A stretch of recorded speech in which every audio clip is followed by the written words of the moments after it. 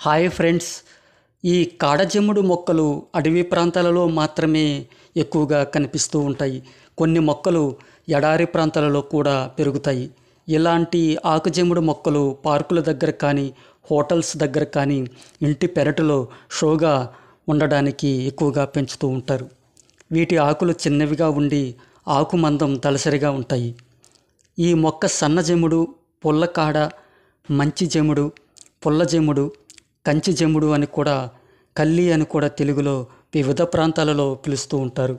సంస్కృతంలో భద్రచూడ, బహుశిర అని, హిందీలో భద్రచూర్ అని పిలుస్తారు. ఇంగ్లీష్లో ఇండియన్ ట్రీ లేదా పెన్సిల్ కాక్టస్ యుపోర్బియా కుటుంబానికి చెందినవి.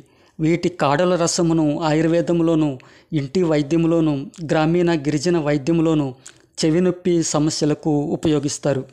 అలాగే శరీరంపై వేడిగడ్డలు, పుండ్ల సమస్యలకు ఈ కాడజిగురును ఔషధముగా ఆయుర్వేద నిపుణులు ఉపయోగిస్తున్నారు.